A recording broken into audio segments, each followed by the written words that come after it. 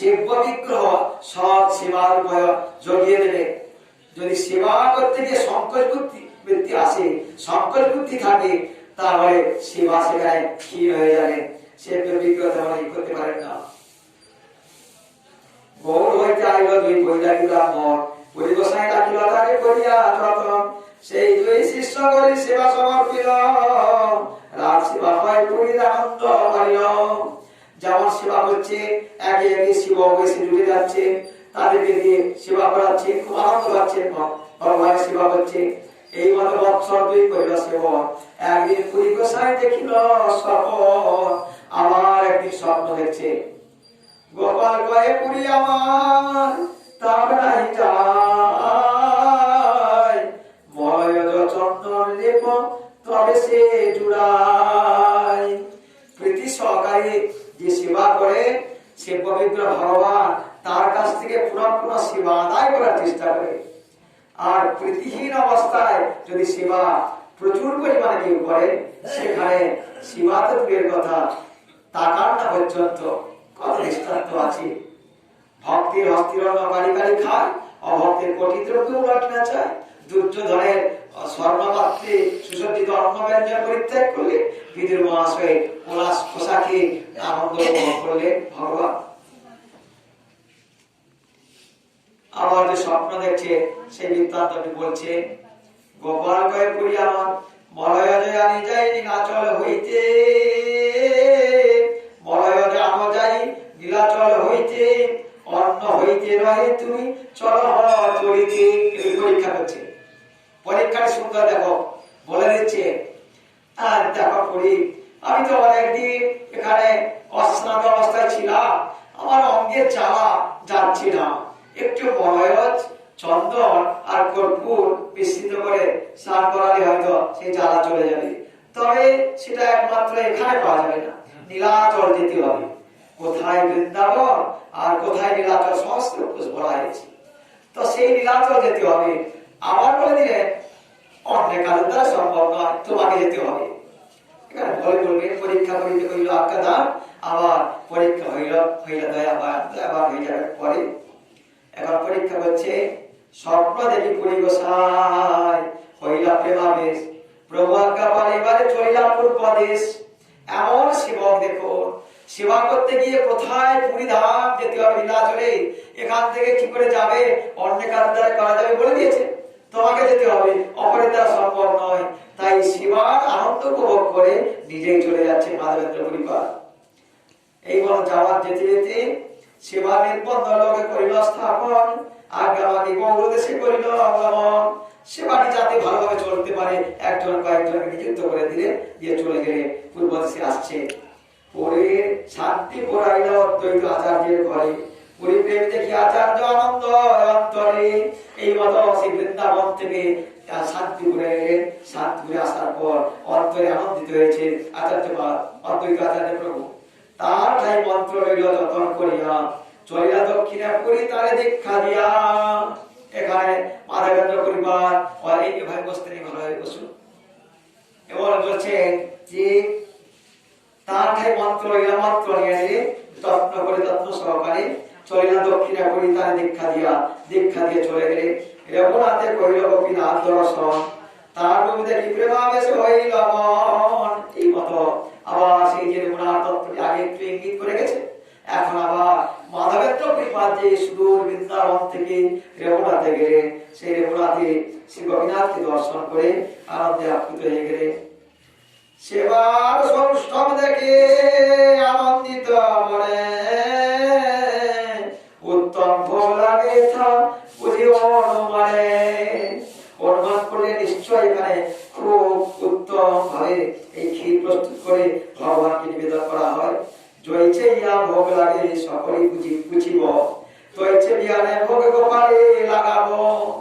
জয়ছে যে পরিমাণে যে প্রক্রিয়ায় এখানে ভোগ প্রস্তুত করে শ্রী গোপীনাথকে নিবেদন করা হচ্ছে, পর সেবকের কাছ থেকে জিজ্ঞাসা করবো, দিয়ে সেই মতো আমার গোপালকেও ভোগ লাগাবো। যারা সেবক নানা প্রকার যত্ন সহকারে নিত্য নরময়মান মণ্ডপে সেবার জন্য আকাঙ্ক্ষা জেগে ওঠে। এই লাগে বুঝিলেন ব্রাহ্মণের স্থানে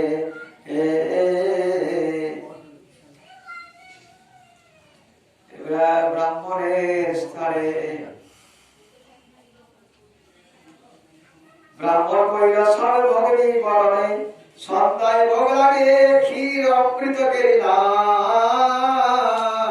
দ্বাদশ বেদ পাত্র ভরি অমৃত সমান গোপীনাথের ক্ষীর করি প্রসিদ্ধ যাহার পৃথিবীতে উচ্চ ভোগে কারাইয়া। জিজ্ঞাসা করলেন বলুন না এখানে কিভাবে সেবা হয়? বলছেন সন্ধ্যার সময় দ্বাদশটি ক্ষীর দেওয়া হয়, অমৃত কেরি নাম দেওয়া হয়েছে। তবে এই ক্ষীর পৃথিবীতে এই গোপীনাথের ক্ষীর বলে প্রসিদ্ধ। এরকম সেবা সৌষ্ঠ সেবা সৌন্দর্য পৃথিবীর মধ্যে প্রায় আর কোথাও দেখা যায় না বা শোনা যায় না। হেন কালে সেই ভোগ ঠাকুরে লাগিল, শুনে পুরী গোসাই কিছু মনে বিচারিল। ঠিক সেই সন্ধ্যার সময় সেই 12টি ক্ষীর ভাণ্ড দিয়ে গোপীনাথকে নিবেদন করলেন। আর অযাচিত ক্ষীর প্রসাদ অল্প জ্যোতি পাই, সাদ জানি তৈছে ক্ষীর গোপালে লাগাই। অযাচক বৃত্তি, কেউ কিছু দিলে খাবেন, না হলে কাউকে চাইবেন না। কি ভজন নিষ্ঠা! আমরা চাওয়া তো দূরের কথা, এক বছরের ডিগ্রি আমরা সংগ্রহ করছি, 5 বছর খেতে পারবো, তবুও আরো অধিকভাবে চাওয়া পাওয়ার জন্য একবারে ব্যগ্র। আর এরা ভগবানের ভজন করতে গিয়ে কৃষ্ণকে পাওয়ার জন্য, কৃষ্ণের জন্য সব পরিত্যাগ করে দিয়েছেন। দেহটাকে যে কখন পালন করবেন কিভাবে সেটা পর্যন্ত নিশ্চয়তা করেননি। এই চিন্তা করলেন যদি কেউ যেচে একটু ক্ষীর দিতে তাহলে 7টা পেলে আমার গোপালকে লাগাতাম। এই ইচ্ছায় লজ্জা পায়া বিষ্ণু স্মরণ করিল, হেনকালে ভোগ সরি আরতি বাজিল। যেই মনে এই ইচ্ছাটা জেগে গেছে, এই ইচ্ছা আবার নিজের জন্য নয়, গোপালের ভোগ লাগাবেন এই চিন্তা করেছিলেন। তবু ভাবলেন এই ক্ষীরটা আস্বাদ করার জন্য লোভ জেগে গেছে। বিষ্ণু বিষ্ণু হায় হায় সর্বনাশ করলাম, আমি চিরদিন নিষ্ঠা করে আছি, কাউকে চাইবো না, আমার লোভটা জেগে গেল। এই চিন্তা করছে। কত তারা সতর্ক ভগবানের জন্য। আরতি দেখিয়া পরি কইল নমস্কার, বাইরে আইলা কিছু না কইলা। আর এবার সেই আরতিটি দর্শন করে অবিলম্বে বেরিয়ে এলে, না জানি আবার লোভ জেগে উঠবে, আবার কিনা হয়তো ক্ষীর চেয়ে ফেলবো তাদের কাছে। কাউকে আর এই মনে যে বৃত্তান্ত কাউকে বললেন না। তিনি না বললেও সর্বভূত অন্তর্যামী ভগবান কিন্তু জেনে নিয়েছে। জেনে নেওয়ার জন্য কি বললেন দেখো, অযাচিত বৃত্তি বলে বিরক্ত উদাস, অযাচিত পাইলে খান নহে উপবাস। ভগবানের জন্য সব ত্যাগ করলে দোষ নয়, আর ভোগের জন্য ভগবানের কাছ থেকে দূরে সরে যাওয়া অনন্ত দোষ। এই দোষের কোনো সীমা হয় না। কারণ আমরাই তো চালাকি করছি, চালাকি করে এই সমস্ত ভজনের রাজ্য থেকে অনেক দূরে সরে যাচ্ছি। ভজনের রাজ্যে প্রবেশ করলে মাইক রাজ্য, মায়ার রাজ্য আপনা হতে পিছিয়ে পড়ে যাবে। আর ভজন করার ভান করে এই মাইক রাজ্যের মধ্যে এগিয়ে যাচ্ছি, তো তাই ভজনের কোনো অনুভূতি আমাদের আসছে না, আমার আসছে না। প্রেমামৃতে তৃপ্ত ক্ষুধা তৃষ্ণ নাহি বাধে, ক্ষীরে ইচ্ছা হইল তাই মানে অপরাধী।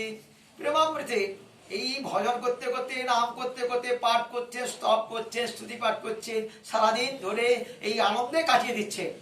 ক্ষুধা তৃষ্ণা তাকে আর বাধা দিতে পারছে না। যে সামান্য তৃষ্ণা দূর হয়ে পরীক্ষিত মহারাজ মনের গড়ায় সর্প জড়িয়ে দিয়েছিলেন। 4র্থ দিবসে বলছে, হে ঋষি, সুখদেব গোস্বামীপাদ বলছেন, হে ঋষি, আপনি অনবরত কৃষ্ণ কথার অমৃত পরিবেশন করুন। সেই পূর্বের মতো ক্ষুধা তৃষ্ণা আর আমাকে বাধা দিতে পারছে না। আপনার মুখনিসৃত হরি কথার অমৃত পান করছি। এইগুলি যখন আস্বাদনের দ্বারে আসবে, তখন কি আর ক্ষুধা তৃষ্ণা তাকে বাধা দিতে পারবে? কখন সম্ভব নয়। গ্রামের শূন্য হাটে বসে করেন কীর্তন, এথা পূজারিয়া করাইল ঠাকুরে শয়ন। নিজ কৃত্য করি পূজারি করিলা শয়ন, স্বপ্নে ঠাকুর আসি বলেন বচন। যেমন প্রত্যেক দিন তিনি তার যেমন ক্ষীরগুলি ভাণ্ড থাকতো, ভাণ্ডগুলি তুলে নিয়ে গেছে, তার হিসাবে ঠিক তুলেছেন। যতগুলি ভাণ্ড ছিল ভগবান যে চুরি করে নিয়েছে ভক্তের জন্য, পূজারি তো আর জানেন না। তিনি 11টি নিয়ে গেছে। সেদিকে ভগবান মায়ায় এমন হয়ে গেছে, মোহিত হয়ে গেছে। 11টি নিয়ে গেলেন কি 12টা নিলেন, সেও আর বিচার করলেন না। আর ভগবান একটি ভাণ্ড চুরি করে ধরার অঞ্চলে ঢুকিয়ে রেখেছেন। পরবর্তীকালে সেই পূজারী যখন মন্দির ধারুদ্ধ করে গিয়ে নিচে শয়ন করছেন, বিশ্রাম করছেন।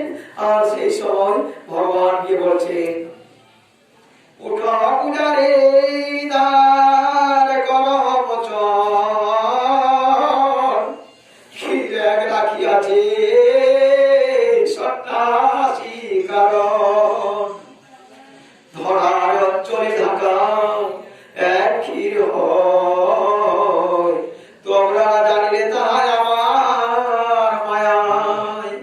একজন সেবক নয়, গোপীনাথের সেবক অনেকজন আছে। এই যে মধ্যাহ্নের সময় ভোগ নিবেদন হন, দেখবে রান্না করছে, ভোগ নিবেদন করছে, পরিবেশন করছে, আরতি করছে, অনেকে থাকে। সবাই আমার ভগবত মায়ের মোহিত হয়ে গেছে। কেউ আর বুঝতে পারলেন না 12টি ক্ষীর নিবেদন করা হয়েছে, ভাণ্ড দেওয়া হয়েছে, 11টি এলো, বুঝতে পারেননি। ভগবান নিজেই জানিয়ে দিলেন, পূজারী উঠে এসো, আমার এই ভক্তের জন্য একটি ক্ষীর আমি চুরি করে দোড়ার অঞ্চলের মধ্যে রেখেছি। মাধবপুরী সন্ন্যাসী আছে হাটেতে বসিয়া, তাহাকে তো এই ক্ষীর শীঘ্র দেহ লয়া। ভগবানের ভক্ত বৎসল্য, এই গুলি যখন আমরা সবাই কীর্তন করবো, অবশ্য ভগবানের ভজন না করে কেউ থাকতে পারে? সম্ভব নয়। স্বপ্ন দেখে পূজারে করিল বিচার, স্নান করে কপাট খুলে মুক্ত করিল দ্বার। সেই মুহূর্তে পূজারী স্নান করলেন, স্নান করে চাবি নিয়ে দরজা খুললেন। দরজা খুলে যখন মন্দিরে গিয়ে দেখেন, সত্যি ধরার অঞ্চলটি যখন তুললেন, দেখতে পেয়ে গেলেন ধরার অঞ্চল আঁচল তলে পাইল সেই ক্ষীর, স্থান রেখে ক্ষীর লইয়া হইল বাহির। ত্বরান্বিত ভাবে ধরার অঞ্চলটি তুলে নিলেন, স্থানটিকে জল দিয়ে সংস্কার করে দিলেন। তারপরে মন্দির দরজা বন্ধ করে আসছে সেই ক্ষীরটি নিয়ে মাধবেন্দ্র পরিপাটকে দেবেন। দাঁড় দিয়া কামে গেলা সেই ক্ষীর লয়া, হাতে হাতে বলে মাধবপুরীরে চাইয়া। দেখছেন কোথায় সেই মাধবপুরী? ডাক দিচ্ছেন, ক্ষীর লয় যা মাধবপুরী, তোমার গোপীনাথ ক্ষীর করিল চুরি। ক্ষীর লয়া সুখে তুমি করম ভক্ষণে, তোমার সমভাগ্যবান নাই ত্রিভুবনে। পূজারীর এটা তো চিন্তনীয় বিষয়। অনেকদিন তো সেই গোপীনাথের সেবা করছে, এ জাতীয় গোপীনাথের কৃপা কোনদিন অনুভব করতে পারেননি। আর ভক্তবৎসল ভগবান ভক্তের জন্য চুরি করলে আজ থেকে এরপর থেকে ক্ষীর চোরা গোপীনাথ বলে নাম ধারণ করে দিলে সকলে প্রসিদ্ধ হয়ে গেল ক্ষীর চোরা গোপীনাথ বলে। কম কথা নয়। তাই সেই ক্ষীর চোরা গোপীনাথ এখন ভক্তের জন্য যে চুরি করেছিলেন সেই ক্ষীরের ভান করতে গিয়ে পূজারীজি তাকে তার কাছে গিয়ে দিলেন। এত শুনে পুরী গোসাই পরিচয় দিল, ক্ষীর দিয়া পুরী তারে পূজারী তারে দণ্ডবৎ করিল। ব্রাহ্মণরা সহজে কাউকে প্রণাম করতে চান না। এখানে গোপীনাথ কৃপা করেছেন বলে সাক্ষাৎ ভাবে ক্ষীরটি ধরিয়ে দিয়ে তাকে দণ্ডবৎ করতে বাধ্য হয়ে গেলেন পূজারীজি। ক্ষীরের বৃত্তান্ত তারে কহিল পূজারী, শুনে প্রেমাবিষ্ট হইল শ্রী মাধব পুরী বারবার বলছে, জানো মাধব, আজ যে ভগবান আমার গোপীনাথ তোমার জন্য ক্ষীরটিকে তিনি বলছেন কি করে নিয়ে এলে এখানে। তিনি বললেন, জানবে তোমার জন্য গোপীনাথ একটি ক্ষীর ধরার অঞ্চলে লুকিয়ে রেখেছিলেন, চুরি করে রেখেছিলেন। স্বপ্নাদেশে আমাকে জানালেন। তাই আমি তোর মন্দিরে দ্বার উন্মোচন করে যখন দেখি ধরার অঞ্চল তুলে সত্যি ক্ষীর ভাণ্ডটি ছিল, এই নিয়ে এসেছি, নাম নাও গ্রহণ করো। প্রেম দেখে সেবক কয়ে নিশ্চিত কৃষ্ণ যে ইহার বশ হয়ে যথাচিত। সেবক চিন্তা করলেন, এইটা শোনার পরে মাধবেন্দ্র পরিবার প্রেমাতি সজ্জে অশ্রুকম্প এবং রোমাঞ্চিত হয়ে যাচ্ছে। তিনি অনুমান করলেন সত্যি এইরকম প্রেমিক ভক্তের জন্য ভগবান যে তার বশ্যতা স্বীকার করবেন। তা এতে আশ্চর্য কি? এত করে নমস করে গেল শ্রী ব্রাহ্মণ, আর এসে করিলা পুরী সে ক্ষীর ভক্ষণ। আবার সেই পূজারীজি নমস্কার দণ্ডবোধ করে তিনি চলে এলেন। অত্যন্ত ভাবের আবেশে, প্রেমের আবেশে পরিবেশনায় সেই ক্ষীরটি আস্বাদন করতে লাগলেন। মহাপ্রসাদ সেবনকারী অত্যন্ত যার জন্য বলা হয় সাধু সাবধান, সাবধানের সহিত মহাপ্রসাদ আস্বাদন করো। সাক্ষাৎ ভগবানের প্রসাদ বলতে কৃপা, ভগবান আস্বাদন করেছেন, সেইগুলি এখন পরিবেশিত হয়ে তার সাক্ষাৎ কৃপার আমার কাছে এসেছে। আমরা গ্লাসে গ্লাসে তুলে আস্বাদন করবো। ইনিও তেমনি ক্ষীরটি আস্বাদন করছে মাধবেন্দ্র পরিবার। আস্বাদন করার পর পাত্রটা খালন করে খণ্ড খণ্ড কইল, বহির্বাসে বান্ধি সে ঠিকানি রাখিল। ভাণ্ডটিকে ভেঙে দিলেন, খণ্ড খণ্ড করে বহির্বাসে খণ্ডগুলিকে সব বেঁধে রেখে দিলেন। প্রতিদিন একখানে করে ভক্ষণ, খাইলে প্রেমাবেশ হয় অদ্ভুত কথন। যখন সেই ভাণ্ডের খণ্ডটি খেয়ে ফেলে সেই স্মৃতি জেগে উঠি হয়নি, এই গোপীনাথ আমার জন্য ক্ষীর চুরি করেছিলেন, তখন স্মৃতিপটে এসে যায় হরিণ চুরি করে প্রেমাবেশে আকৃষ্ট হয়ে পড়ে। ঠাকুর বলে ক্ষীর দিলাম সর্বলোকে শুনি, দিনে লোক ভিড় হবে মোর প্রতিষ্ঠা জানি। কি জাতীয় তারা প্রতিষ্ঠাকে ঘৃণা করেন দেখুন। সাক্ষাৎ ভগবান ক্ষীর দিয়েছে, একের জায়গায় দুই, দুইয়ের জায়গায় হতে হতে বহুজন শত শত জন জেনে নেবে। সকালবেলা আসবে, কথাবার্তা বলতে বলতে তিনি যে নীলাচল যাবে, বিলম্ব হয়ে যেতে পারে। আর প্রতিষ্ঠা হবে, প্রতিষ্ঠা আসা ফেরেশতা সবজরমণি বে হৃদি নটে। রঘুনাথ দাস গোস্বামী বলে দিয়েছে, প্রতিষ্ঠার ভয়ে অবিলম্বে রাত্রি থাকতে থাকতে ভয় পালিয়ে গেলে। এই ভয়ে রাত্রি শেষে চলে আসছে পুরী, সেই স্থানে গোপীনাথে দণ্ডবোধ করি। এত কৃপা করলে একবার মন্দিরে গিয়ে অবকাশ হবে না, মন্দির দ্বার উন্মোচন করতে বিলম্ব হবে, তাই তিনি ভয়ে সেই রাস্তা থেকে দণ্ডবোধ জানিয়ে পালিয়ে গেলেন। চলে চলে আইলা পুরী শ্রী নীলাচল, জগন্নাথ দেখি প্রেমে হইল বিহর। আমার কমল লোচন শ্রী জগন্নাথকে দেখে প্রেমে বিহর হয়ে গেলেন। যেমন আমার শ্রীমান মহাপ্রভু জগন্নাথ দেখে সাক্ষাৎ ব্রজেন্দ্র নন্দন এই মতো প্রেমাবিষ্ট হয়ে তিনি যেমন দর্শন করতে, এই নিয় মাধবেন্দ্র পরিপাত, এটা মহাপ্রভুর আবির্ভাবের পূর্বের ঘটনা। ঈশ্বর পরিবার বলেছিলেন, মহাপ্রভু ভক্তগণকে নিয়ে আস্বাদন করছে। প্রেমাবেশে উঠে পড়ে হাসি হাসি গায়, জগন্নাথ দর্শনে মহাসুখ পায়। মাধব করে শ্রীবাদ আইলাম লোকে হইল খ্যাতি, সব লোক আসিতারে করে বহু ভক্তি। প্রতিষ্ঠার সবার এই জগতে বিদিত, যিনা মানছে তার হয় বিধাতা নির্মিত। ইনি প্রতিষ্ঠার ভয়ে পালিয়ে গেলেন, কিন্তু এ যাওয়ার আগে পুরীতে প্রচার হয়ে গেছে।